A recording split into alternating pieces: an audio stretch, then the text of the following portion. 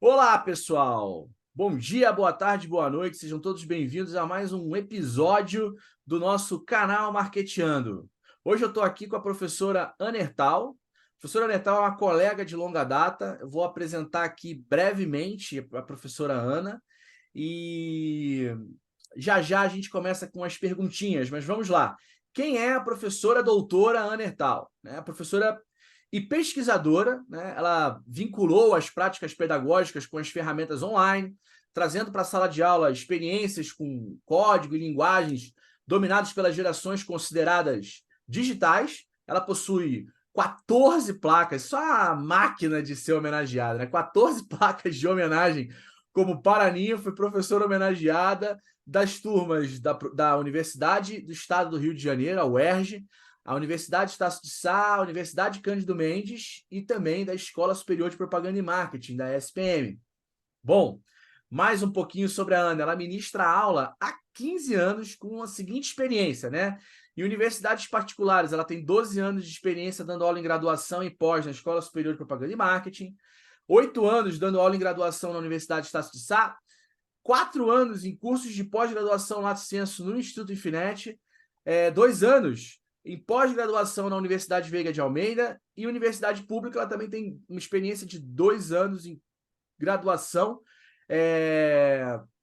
na Universidade do Estado do Rio de Janeiro, que é a UERJ. Né? A Ana também passou ministrando aula em 2 anos no curso de ensino fundamental e também curso técnico ao vivo, né, do eMasters, que é super conhecido na comunidade tecnológica. A Ana, ela é doutora em comunicação social. Na verdade, a Ana, eu acho que é a única pessoa que atualmente passa em concurso público. Porque hoje em dia, para você passar em concurso público na área de comunicação, você tem que ser graduado na área, mestre na área e doutor na área. E a Ana, ela é de comunicação na graduação, ela é de comunicação no mestrado e ela é de comunicação no doutorado dela. Isso é extremamente difícil, né? As pessoas às vezes vão se encontrando em outras áreas no meio do caminho. Então, doutora em comunicação na linha de tecnologia, comunicação e cultura na UERJ, professora da graduação e pós da SPM Rio. Ela também tem um passado muito interessante, né? Atualmente ela é pesquisadora associada no Lab 3i. Se eu tiver errado, você me corrige depois, tá, Ana? Laboratório do Mestrado em Economia Criativa da SPM no Rio, pesquisadora associada do Media Lab SPM de São Paulo. E ela tem um passado aqui muito bacana, passando por o CAEPM entre 2011 e 2012. Ela foi consultora para a Oi entre 2007 e 2009, na Fundação Roberto Marinho 2011 e 2013, coordenadora do Núcleo de Design e Interação de Games na SPM Rio 2014 e 2016, coordenadora do Núcleo de Pesquisa da SPM, áreas de interesse, comunicação multissensorial, inovação em tecnologias de comunicação, games e tecnologias interativas. E a Ana, ela tem o próprio curso dela, que a gente vai colocar na descrição desse vídeo, que é um curso que ajuda muito professores a serem professores digitais. A gente também vai disponibilizar o link do Lattes da Ana, o LinkedIn dela, o Instagram. E a Ana, olha que legal, ela também tem Twitter. Ela ainda tem o Twitter. Ana, esqueci alguma coisa? Você quer acrescentar? Caramba, nossa senhora! Até, foi a revisão da vida toda? Obrigada, Gustavo. Fiquei muito feliz com o convite. Gente, eu queria. Tá tudo certinho. A única coisa é que são 18 homenagens agora. Ô, Tá? louco. Cada semestre aumenta mais um pouquinho, Ô, né? louco, que bom, hein? Homenagem, patronesse, paraninfado, tudo isso vem. Isso é muito legal, né? É um reconhecimento que eu acho que é mais importante para mim. Mas eu queria aproveitar esse espaço que a gente está aqui público. Eu sempre falo isso para ele, mas o Gustavo foi a primeira pessoa a me contratar para um programa de pós. Então, assim, a gente, além dessa nossa longa história juntos, eu tenho uma gratidão muito grande, porque se não fosse uma pessoa que nem o Gustavo, talvez eu não tivesse conquistado tudo isso que eu conquistei. Nossa. Travou, caiu. Travou? Deu uma Não, travadinha? acho que deu Não? só uma picotada só. Ah, então tá. E então é isso. Obrigada, Gustavo, e obrigada pelo Nossa, convite também. que isso. Eu que agradeço, foi uma honra ter trabalhado contigo e que bom que eu tive, assim, eu acho que você teve uma participação tão legal aí na minha jornada, na minha carreira. A gente se ajudou, né? Eu te ajudei ali acho que na tua pesquisa de doutorado, você me ajudou na Foi minha isso pesquisa mesmo. de mestrado, e fico muito, muito honrado aí de saber que mesmo com uma contribuição muito pequena, né? Outro dia eu estava batendo um papo aqui com um cara que me deu o primeiro emprego, né? E ele falou uma coisa que eu vou falar agora para você, né?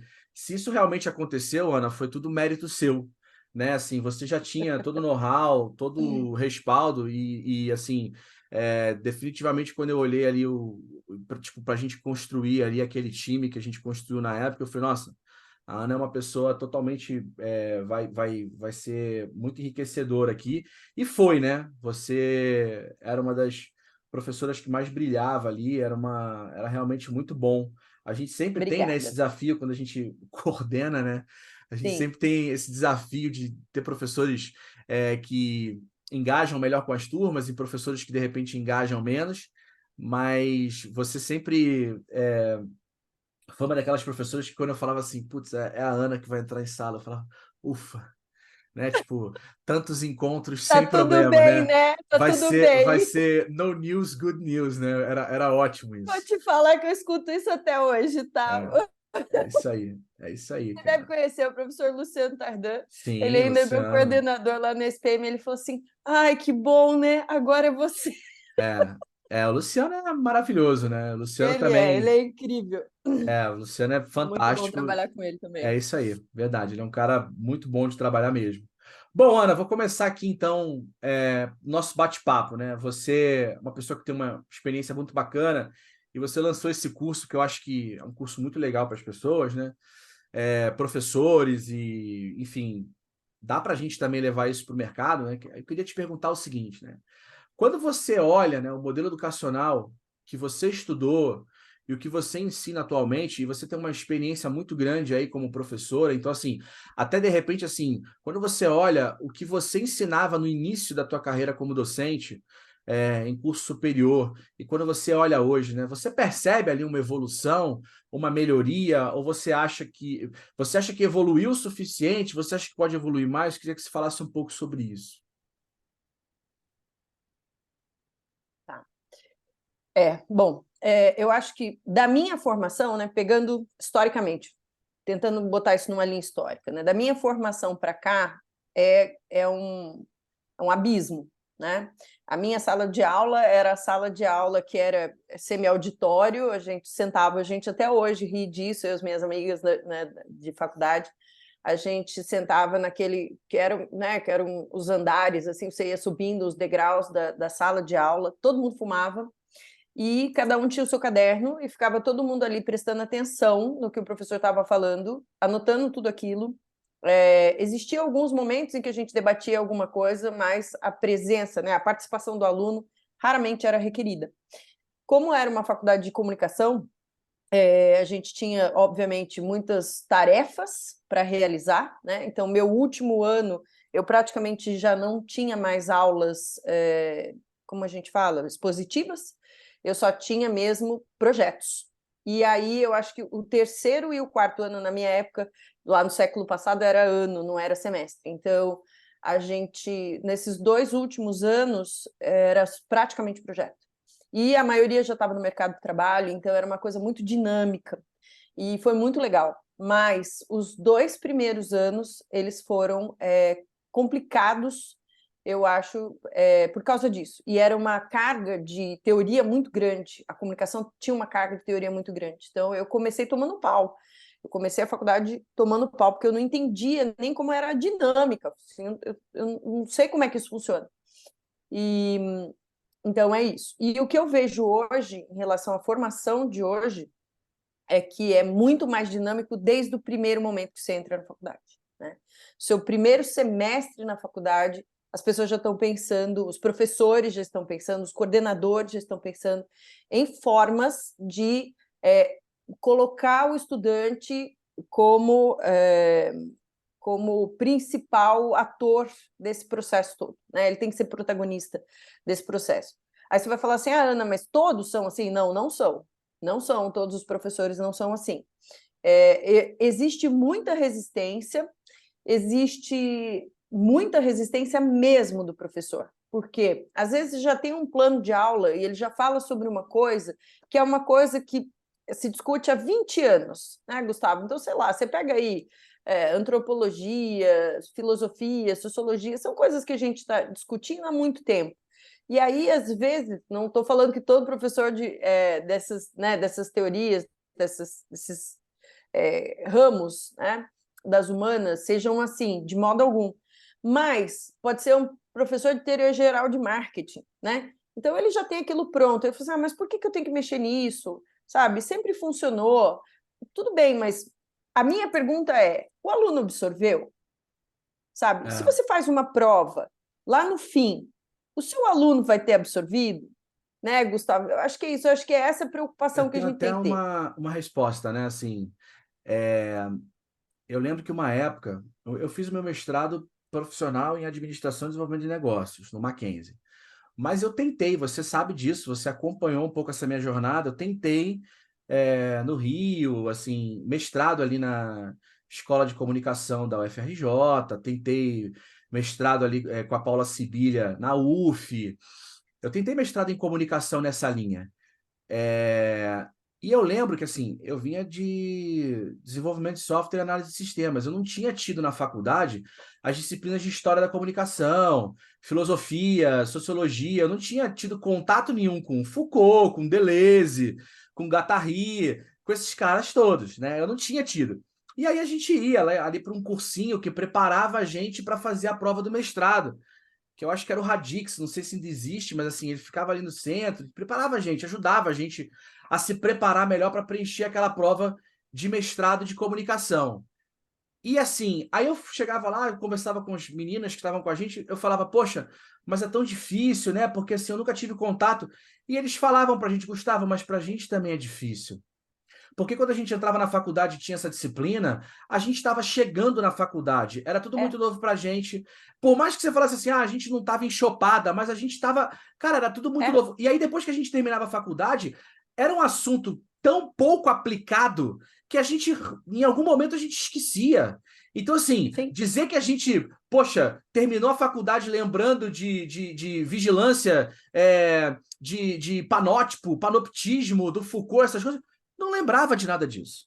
Não lembrava de nada Não, disso. Então ele tinha que vir para um curso para a pessoa chegar e falar assim: você lembra daquele professor que te deu aula na UFRJ, que te deu aula na faixa, que te deu aula na SPM, que falou desses assuntos? Vamos relembrar eles aqui, vamos o que esses autores queriam dizer com isso. Então, assim, você tocou num ponto importante, né? Eu acho que assim, acho que a jornada hoje ela acaba trabalhando um pouco, porque muitas vezes o aluno ele tem uma dinâmica diferente e, bom, a gente vai acabar entrando aqui em algum momento na coisa do slow professor, né? Que eu acho que tem um pouco a ver com isso, né? De você querer ser dinâmico demais, entregar demais, ou até mesmo administrar, assim, essa resistência do professor. É nítido isso, né? Tem uns professores assim, a gente numa instituição, né? Melhor eu não falar o nome, mas assim, numa instituição que eu dava aula, o coordenador ele chegava para a gente e falava assim, pessoal, os alunos estão reclamando que eles estão indo para as aulas e que tem professor apresentando case da Varig.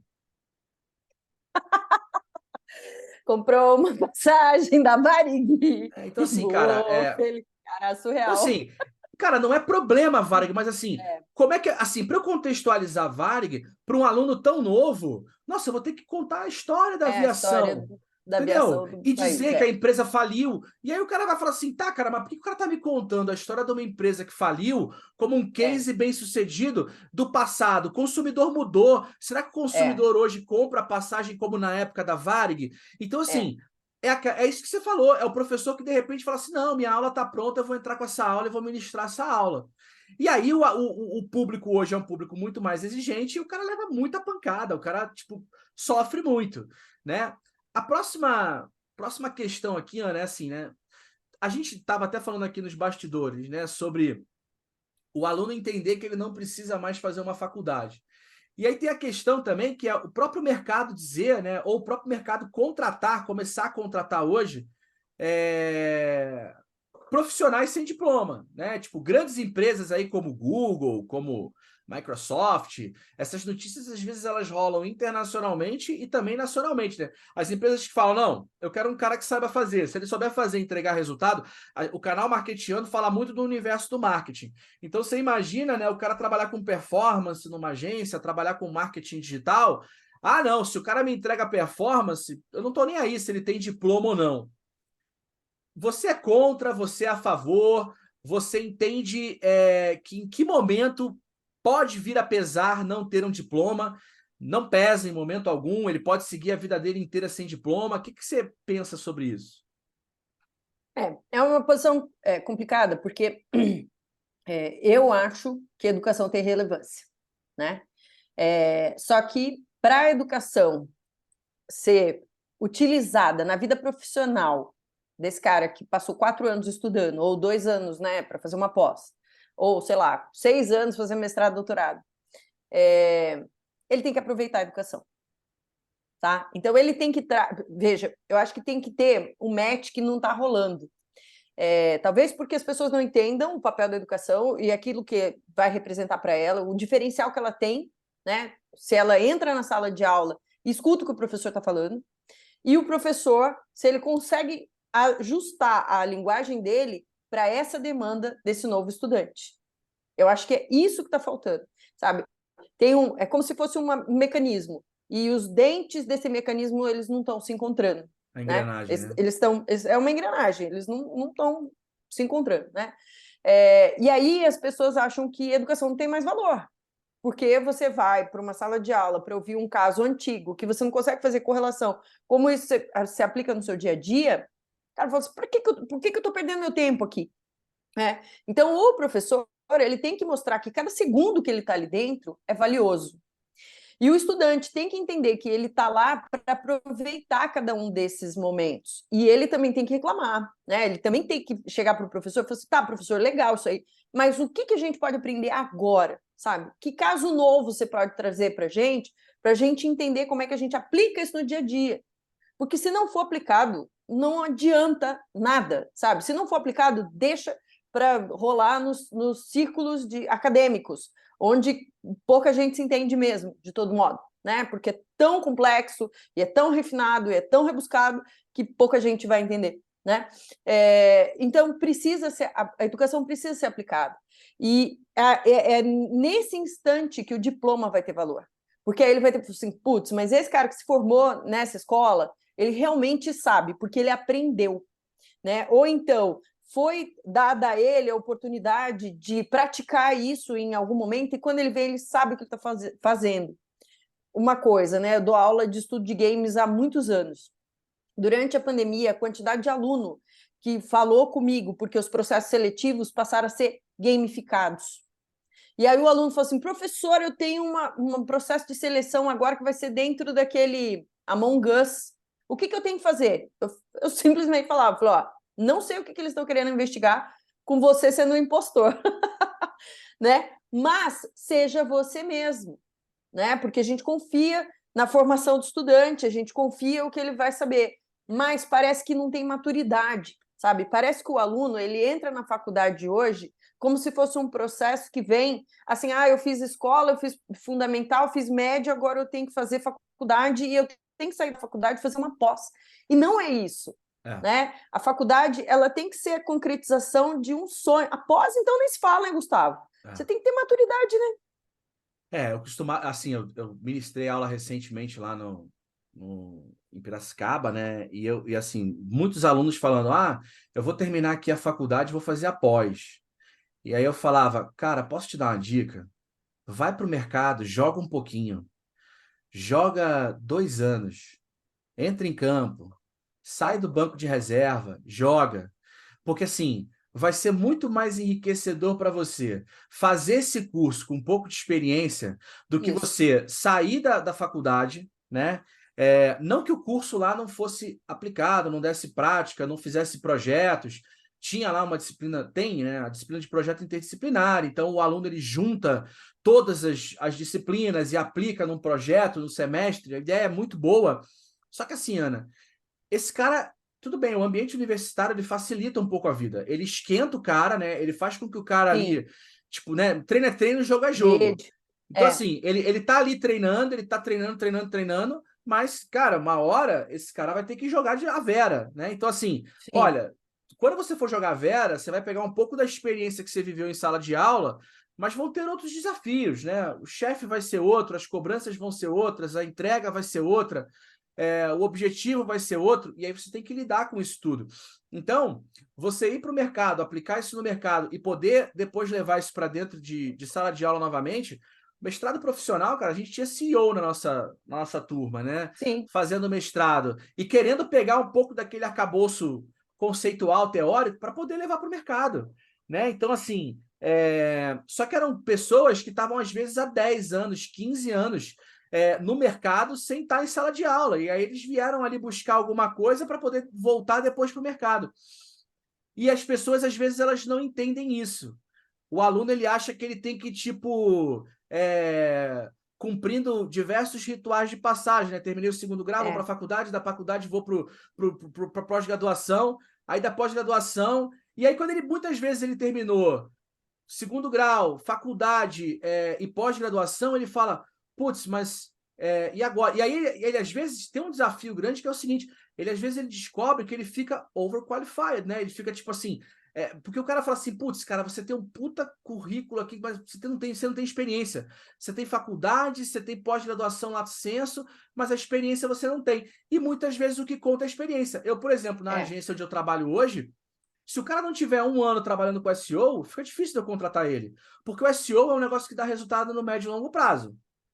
Se o cara não ficou um ano numa agência trabalhando com SEO, como é que eu vou Vai contratar entender. ele? A mecânica Assim, é. ele teve uma vivência muito pequena, muito curta, então eu preciso que esse cara tenha vivência. Mas é claro que é legal que ele tenha a formação da faculdade dele, que ele, tipo, tenha, de repente, a pós-graduação, tudo isso ajuda, entendeu? A gente tem um problema ainda, né, só para fechar assim essa questão, que são os modelos, né, Gustavo? Porque, veja, você vem de uma educação até o médio que é super objetiva, que é para você passar no Enem. Isso. Você estuda para passar numa prova de vestibular, que, na minha opinião, não deveria funcionar da forma que funciona. Porque é feito para esquecer. A educação do Enem é feita para esquecer. Você passa 3 anos decorando coisas para você lembrar no dia da prova e no dia seguinte, vanish, sabe? Aquilo tudo foge da sua cabeça. Eu sei, minha filha acabou de passar por esse processo, ela tem 19 anos, ela já está no segundo semestre da faculdade. Só que, assim, para que eu gravei essas fórmulas? Só para passar, né? Para fazer a prova. Não sei, né? Nem chega a passar, eu acho. Mas, assim, para passar, para, né, conquistar alguma coisa ali naquele processo seletivo. Aí, muito bem. Aí você vai para a faculdade, ainda tem uma diferença enorme, né? Dependendo da faculdade que você entrar, ela vai ter uma linha pedagógica que é diferente, e aí você vai falar assim, putz, mas nunca me ensinaram, nunca soube como pensar sozinho, porque não pediram para mim. Até a redação, tá? Até a redação do vestibular, ela se tornou uma coisa algorítmica, porque é isso, são 5 sentenças, 5 parágrafos, primeiro assim, segundo assado, terceiro... Então, assim, aquilo tem uma fórmula. A E minha aí, quando mãe, chega... a minha mãe, ela prepara alunos para redação, Aí, para é fazer uma boa isso. redação.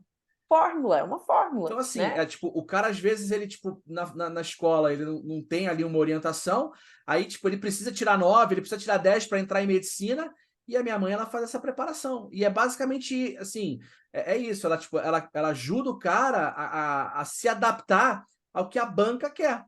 Isso, é isso, É é isso. isso.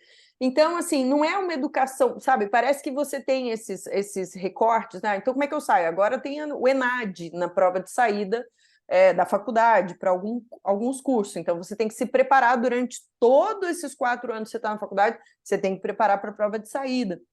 E aí isso é muito ruim, porque flutua muito e você, de fato, educação para quê? Né? É só para eu ter o diploma e botar na parede, ou ele realmente vai me dar competências e habilidades que são essenciais para a minha vida profissional? Né? Eu acho que o que a educação precisa parar para pensar é a gente realmente está instrumentalizando esse estudante e oferecendo a ele a capacidade dele desenvolver competências, habilidades, soft skills que são requeridas no mercado, ou a gente só está dando mais do mesmo para ele, e aí, de fato, o diploma não vai ter não vai ter valor. É isso aí. Bom, e aí então vamos lá, né? Principalmente falando de ambiente EAD, ensino à distância, a pandemia, ela aflorou muito isso, né, Ana? Assim, a pandemia fez com que a gente, eu acho que assim, não só professor como aluno, a gente estava num processo de procrastinação, é, percepção que eu tenho, né? Assim, o EAD, mas peraí, vamos deixar ali, não, o ensino à distância, vamos deixar ali, né? Vamos fazer assim. E aí o que aconteceu? Na pandemia, rolou aquele, perdão aqui da palavra, né? A água bateu na bunda, e aí todo mundo falou, putz, ferrou, né? Vamos ter que, para não ficar parado, oferecer o EAD. Só que o que que aconteceu?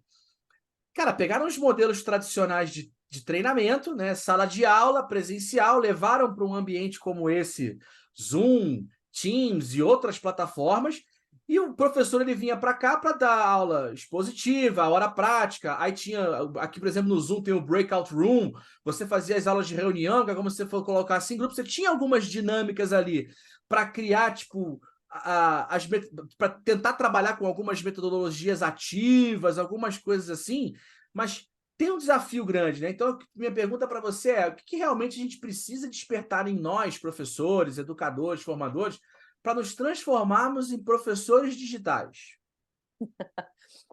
Muita boa vontade, primeiro, Boa. porque é uma mudança muito grande, né? Você falou muito bem, assim, uma martelada na cabeça, né? Assim, agora, vira a chave, pá! A gente ensaiando, ensaiando, ensaiando, assim, vai para o palco agora, luzes neles e vão. Ninguém estava preparado para isso. Ninguém estava preparado para a pandemia, sabe? Nunca esteve, e isso ficou É, evidente. Por quê?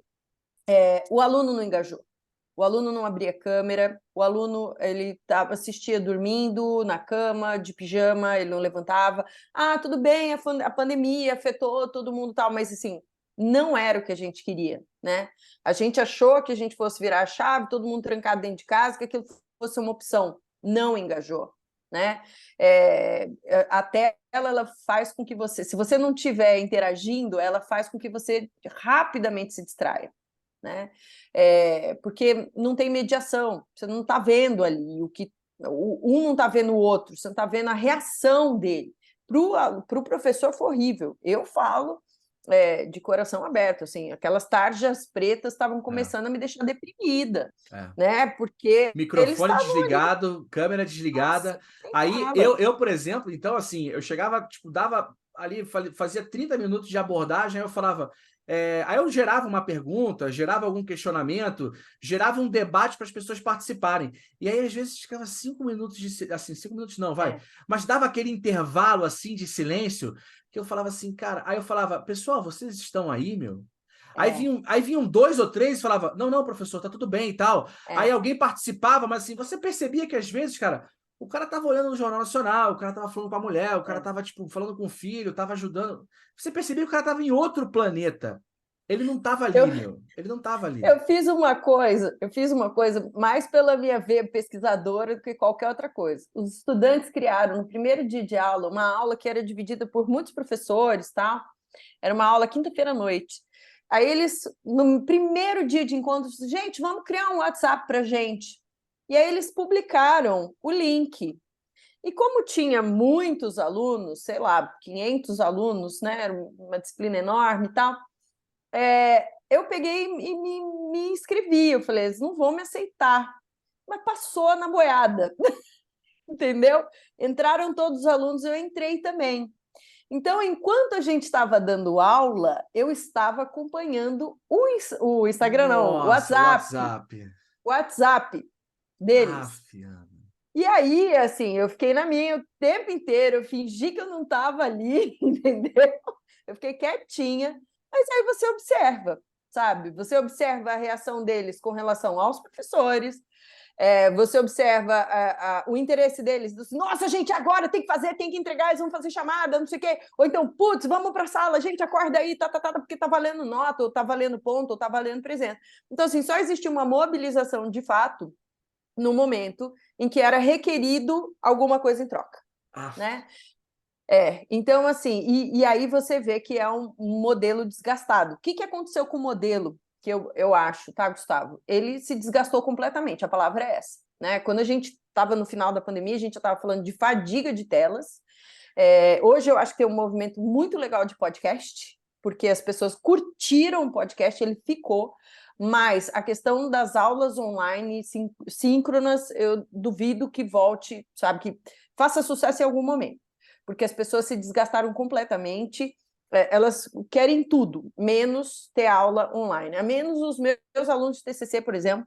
Eu agora estou com 12 projetos de TCC orientando, e aí eles pegam a orientação e a gente continua essa orientação de diversas formas, né? Por nuvem, eu mando, eles falam, professor, você manda podcast, porque aí eu mando áudio para eles dizendo, aqui faça isso, aqui faça aquilo, mas a gente tem aquele encontro toda semana, aquilo funciona, eles ficam o tempo que eles têm que ficar, eles vão embora. Eles até abrem a câmera, né? Porque aí é isso, é uma coisa rápida. Agora, você ficar aqui 3 horas ouvindo um professor que só fala, é sem chance. Mas você pode ter certeza absoluta que ele está fazendo outra coisa, porque desgastou, né? Por mais interessante que seja o tema, assim, é difícil você conseguir manter a atenção dessa maneira. Bom, muito, muito legal isso tudo que você tem compartilhado aqui, Ana. O que realmente, Ana, mudou aí na cultura, né, nas sociabilidades e que desconfiguram esse papel tradicional do professor? Eu acho que, principalmente, a questão... Acho que dá para a gente falar de uma autorregulação, né? Eu acho que o indivíduo hoje, aqueles que conseguem perceber desde pequenos, aqueles que têm os pais que incentivam desde os 5 anos de idade a terem autonomia, né? Então, assim, o sujeito, o indivíduo hoje que percebe que com autonomia e autorregulação ele pode chegar onde ele quiser, esse é o indivíduo que vai confrontar o professor, tá? Porque o professor ele não pode ter mais o papel de celebridade, ele não pode ser o detentor do argumento, né? Eu sempre falo, na minha sala, quem vence o debate, quem vence a discussão é o argumento, não sou eu. Eu posso estar errada, tá? Eu posso estar errada, eu posso estar equivocada, as gerações mudaram completamente, eles hoje em dia são muito ligados ao telefone celular e tudo que está dentro deles.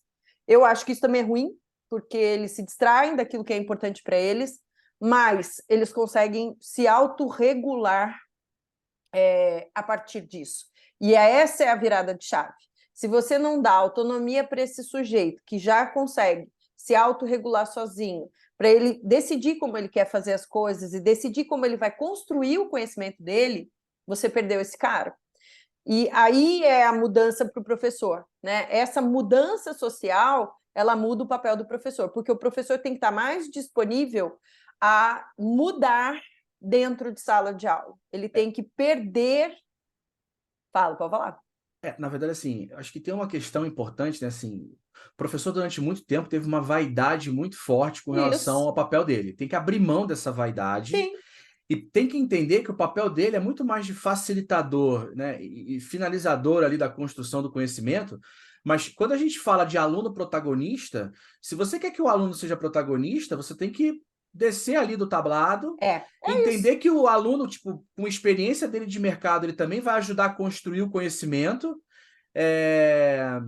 E você, na verdade, passa a ter um papel um pouco diferente. Então, se você realmente entra nessa vibe de tipo, não, eu sou Deus, aluno, aquele que não tem luz, putz, essas coisas todas, Já era, né? putz, Isso já já era, era. já era. Se você entra com esse racional aí, você tá fadado ao insucesso, né? Porque é isso, né? Essa geração é totalmente diferente, Gustavo.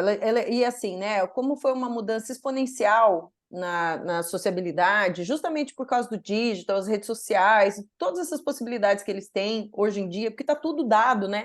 O conhecimento está todo dado. Se o professor não tiver a fim de mudar, se ele não descer do salto, como você falou, cara, aí... Um pouquinho de humildade, né? Porque, assim, às vezes a gente está falando de assuntos em sala que, se o aluno pegar no Google, ele às vezes ele acha informações verdadeiras e de pontos de vista diferentes do nosso. E ele pode querer debater.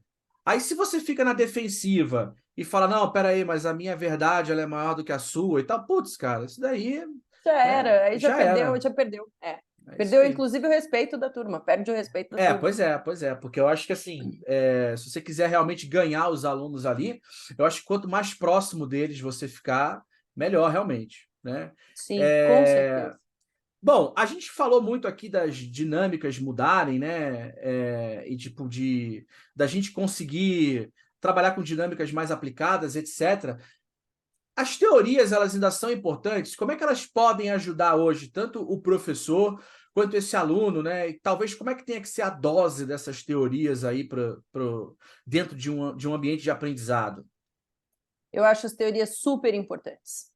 Muito, Gustavo, muito. Eu sou muito tradicional nesse ponto, assim, e eu gosto de ficar revisitando todas as coisas.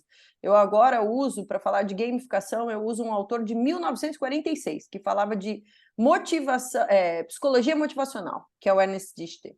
Então, assim, ele é um cara que estudou com Freud, ele era um cara que estava vivendo lá, né, o momento, o auge da propaganda, o começo do que a gente chama de propaganda e marketing, e ele traz insights incríveis a partir da teoria dele. Só que é isso, é você olhar e entender o que esse cara está propondo. Porque se você for na essência da teoria, Gustavo, ainda mais quando a gente fala de educação, você vai ver que, assim, tudo é aproveitável. Tudo. A gente pode falar, tudo bem, mas nesse recorte de tempo, tá legal, mas transporta ele para cá. Né? O que foi que mudou do que ele estava falando para cá? E aí você estava falando do Foucault. O Foucault é um cara assim, né? Ele escrevia há quanto tempo e a contribuição que ele deu continua vigente até hoje, né? McLuhan, teve um monte de gente importante. Na educação, Paulo Freire, o John Dewey, que é um cara que eu adoro, porque ele fala de educação com experiência. O Vygotsky, né? Então a gente tem uma série de teóricos, pessoas que contribuíram no seu tempo e que até hoje a gente pode usar. Eu agora tenho usado muito a neuroeducação, que é de um espanhol, e ele fala o tempo inteiro que a educação só pode ser possível do jeito que a gente gostaria, eu acho que eu e você principalmente, que é isso, assim, a pessoa leva para casa. É aquilo que mexe tanto com ela que ela fala assim, nossa, eu passei a semana inteira pensando naquilo, né? Porque mexeu comigo. Não foi uma coisa que ele precisou decorar para uma prova. E ele só consegue isso se o professor, como você acabou de falar, estiver disposto a descer do degrau que ele está e falar assim, estamos junto aqui, tá? Você está entendendo? E quando você acolhe melhor esse estudante e coloca ele numa posição mais próxima, é muito provável que ele tenha essa compreensão, né? Que ele receba essa informação e que aquilo seja decodificado por ele por uma coisa que faz sentido no que ele está aprendendo. Muito legal. Você se importa de falar um pouquinho sobre esse conceito do slow professor? Não, de jeito nenhum. Isso foi uma coisa que aconteceu nesse percurso de descobrir quem é o professor, como é que a gente pode melhorar a construção do conhecimento, que eu acho que a palavra é essa, né? O meu desafio é ajudar os professores a ajudar os alunos a melhorar essa construção do conhecimento. E são duas autoras canadenses, elas escreveram livros, Slow Professor, elas fizeram uma pesquisa mostrando que o professor é o profissional mais estressado do mundo, professor acadêmico, né? O professor da universidade, da faculdade. Justamente porque, talvez, como a gente estava falando no começo da conversa, Gustavo, é muito conteúdo, né? Os caras querem passar muito conteúdo. Uma floda de conteúdo e tarefas e provas e papapá, papapá, e aí, no fim, ele não lembra de quase nada. Ele só lembra do que foi uma prova que ele teve que fazer, um trabalho que ele fez e acabou. E aí, a ideia do Slow Professor é conduzir tudo devagar. Então, assim, vamos devagar com tudo.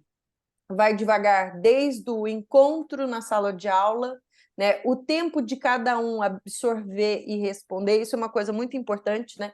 O tempo que leva para cada pessoa poder absorver aquele conteúdo, aquilo que está sendo discutido, que metodologias você usa, metodologias ativas que colocam o estudante nesse papel de protagonista, que ajudam essa construção do conhecimento, até os modelos avaliativos, né? Então, assim, que modelo de avaliação eu posso aplicar para realmente descobrir se o estudante entendeu o que essa disciplina pretendia?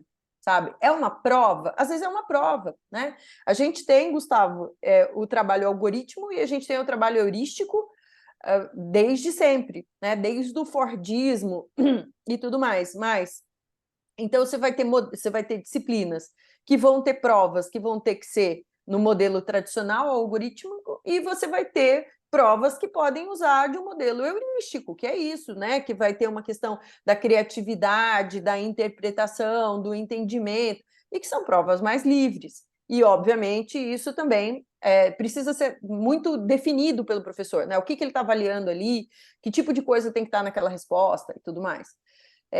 Mas eu acho que é isso, pensar devagar todo o processo, do primeiro instante da sala de aula até o último encontro.